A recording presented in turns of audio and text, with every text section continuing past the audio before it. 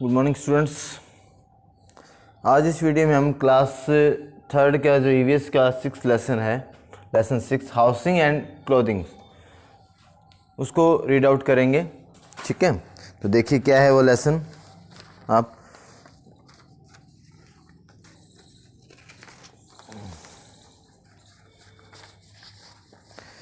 सबसे पहले इस लेसन में क्या है, कुछ एक जो आपके स्टार्टिंग के लेसन की जो लाइन है वो मैंने लिखी हुई है। वीडियो के साथ साथ जब आप ये वीडियो देखें उसके साथ साथ अपनी जो ईवीएस की बुक है उसको साथ में रखें, वीडियो देखें और उसकी किताब को से पढ़ें और इस वीडियो को सुने साथ में टॉपिक वाइज आपको, तो आपको बेटर समझ में आएगा। देखिए, all of us need a house to live in. हम सबको एक घर की ज़रूरत होती है। क्यों ज़रूरत होती है? रहने के लिए।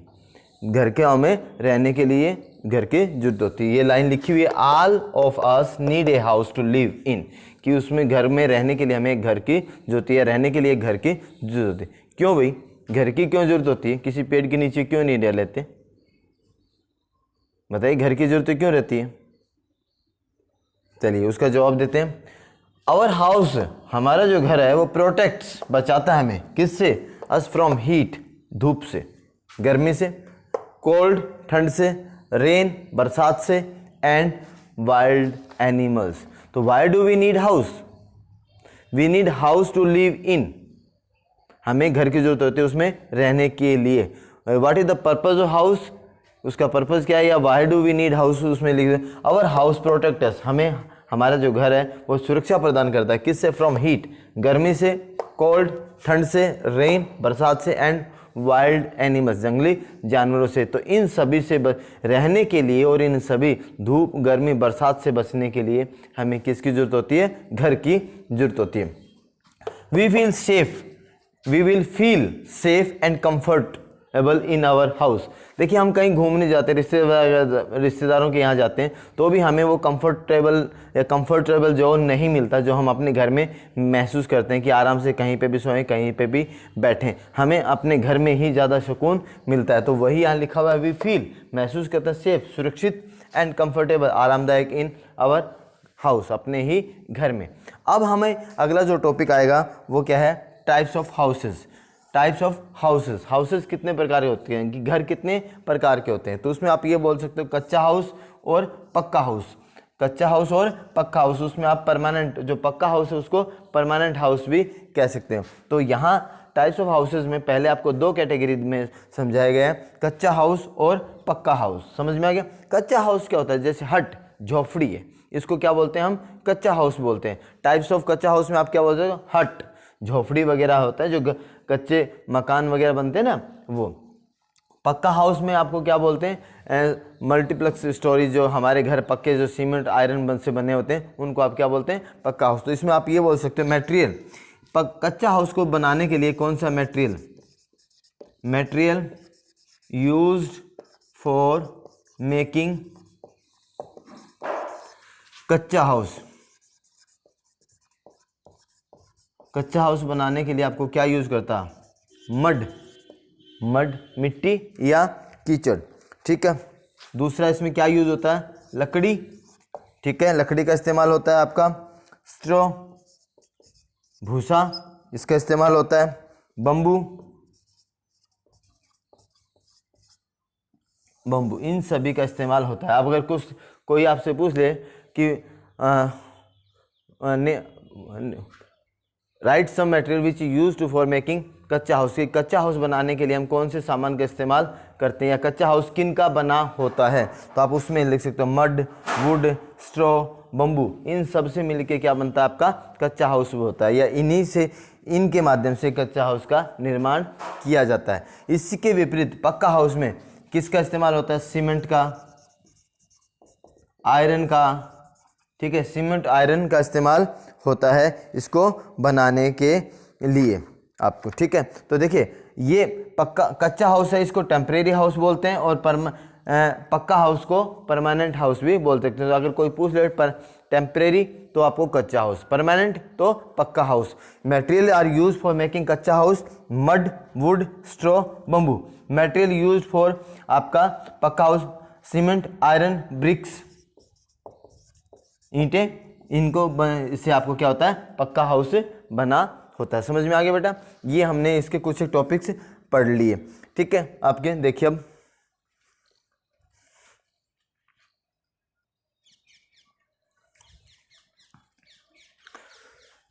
देखिए टाइप्स ऑफ हाउसेज में हमने कच्चा हाउस और पक्का हाउस, और कच्चा हाउस मतलब टेम्परेरी और पक्का हाउस मतलब परमानेंट हाउसेस के बारे में पढ़ा। उसके साथ साथ कुछ एक अदर टेम्परेरी हाउस, कुछ एक जो दूसरे टेम्परेरी हाउस है उसके बारे में भी हम जान लेते हैं। इस लेसन में आपको समझाया गया।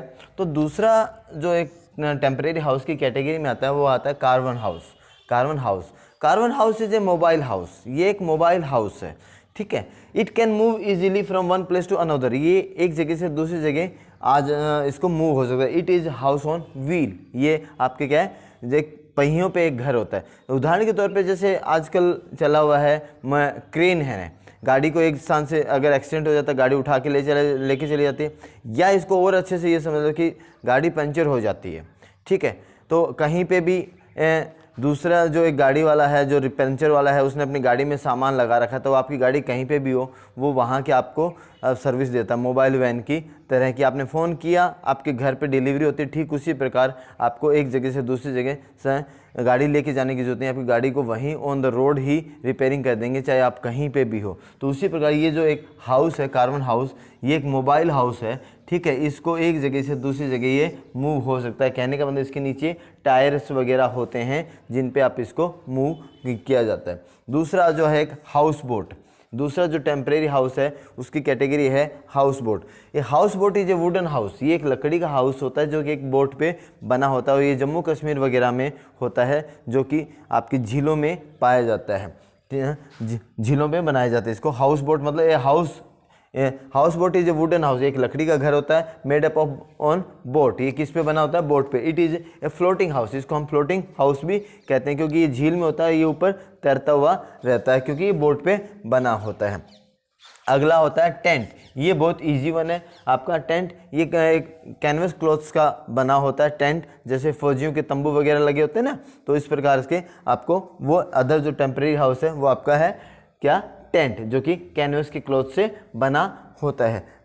उसके बाद आता है stilt house. Stilt house are made up of wooden poles. ये क्या होता है? वुडन पोल्स पे बना होता है। जैसे ऐसे ये हमारी ज़मीन है, ठीक है, इस पे ऐसे वुडन पोल होते हैं ज़मीन से बहुत ऊंचे, और यहाँ पे वो आपका घर बना होता है ऐसे ऊपर की तरफ। तो these houses are made up of wooden poles. लकड़ी के खंभों पे बना होता है। These are very high from the ground. ये ज़मीन से बहुत ऊंचे होते हैं। देखिए ये आपकी ग्राउंड है और ये आपके क्या है? वुडन पोल है।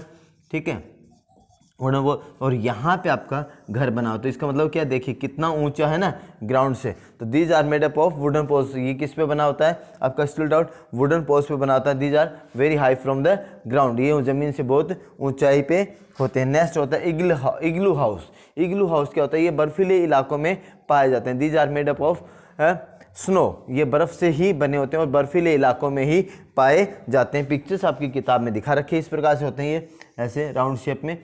ठीक है, ताकि बर्फ़ वगैरह गिरे तो वो स्लाइड करके ऐसे चले जाए। इस प्रकार से बने होते हैं ये। ठीक है, आपके इस प्रकार से ये बर्फीले इलाकों में होते हैं। इग्लू इन आर स्नो एरियाज। ठीक है, समझ में आ गया। तो दूसरे जो टेम्परेरी हाउस की कैटेगरी में कौन से आते हैं? कार्बन हाउस बोट, टेंट, स्टिल्ट हाउस और इग्लू हाउस। ये आपके दूसरी टेम्परेरी हाउसेस के कुछ एक एग्जाम्पल्स हैं। ठीक है, अब अगला नेक्स्ट टॉपिक देखिए, इसमें क्या है।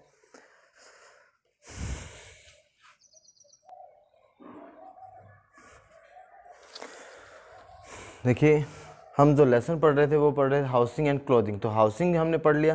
तो अब अगला नेक्स्ट टॉपिक है वो हमारा है क्लोथिंग। ठीक, क्लोथ्स वी वियर। हम क्लोथ्स पहनते हैं, कपड़े पहनते हैं। क्यों पहनते हैं? We wear clothes to look smart. सुंदर दिखने के लिए पहनते हैं। और जिस प्रकार हमारे घर का फंक्शन क्या था? प्रोटेक्ट अस फ्रॉम क्या? Heat cold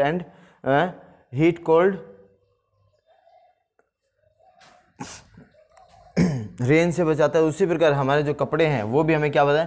protect from heat से हमें सुरक्षा प्रदान करते हैं। हीट मतलब गर्मी से, कोल्ड सर्दी से, और रेन बरसात से। तो हम कपड़े क्यों पहनते हैं? टू लुक स्मार्ट, सुंदर दिखने के लिए। And clothes protect us from heat, cold and rain. इनसे हमें बचाता है। हमें किस प्रकार के कपड़े पहनने चाहिए? किस प्रकार का कपड़ा पहनना चाहिए? We should always wear. हमें साफ सुथरे, क्लीन मतलब साफ सुथरे कपड़े पहनने चाहिए। वेल आयरन्ड होता है प्रेस किए हुए, अच्छे प्रेस किए हुए साफ सुथरे कपड़े पहनने चाहिए।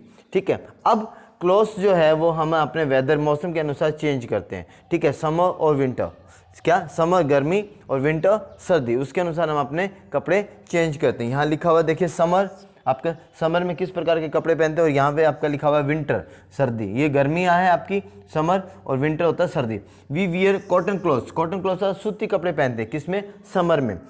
इन summer we wear cotton clothes, cotton clothes पहनते हैं। ठीक है, क्यों पहनते हैं, because these clothes soak up sweat, कि जो कॉटन क्लॉथ्स हैं वो स्वेट होता है, पसीने को सोख लेते हैं, एंड कीप अस कूल, हमें ठंडा रखते हैं, मतलब हमारे बॉडी को ठंडा प्रदान मतलब गर्मी महसूस नहीं होने देते। समझ में आ गया। तो समर में किस प्रकार के कपड़े पहनते हैं, we wear cotton clothes in summer because this clothes soak up sweat and keep our body cool, हमारे शरीर को ठंडा रखते हैं। नेक्स्ट विंटर, विंटर में किस प्रकार के कपड़े पहनते हैं, वी वियर, देखिए कॉटन क्लॉथ्स में आपको क्या बोलते हैं, कौन कौन से आप एग्जांपल्स ले सकते हो, टी शर्ट लेते हो, कुर्ता पजामा लेते हो, शॉर्ट्स लेते हो, ये है ना आपके किसके, समर के आपके। इसी प्रकार आप विंटर में आपको क्या होता है, we wear woollen clothes, woollen होता है ऊनी कपड़े पहनते हैं। क्यों पहनते हैं, because these clothes keep our body warm, जो ऊनी कपड़े होते हैं वो हमारे शरीर को गर्म रखते हैं और ठंड से हमें बचाते हैं। इसमें आपके क्या होते हैं, स्वेटर होते हैं आपका, ठीक है, वुलन कैप पहनते हो, कोट पहनते हो, ये सारे क्या हैं आपके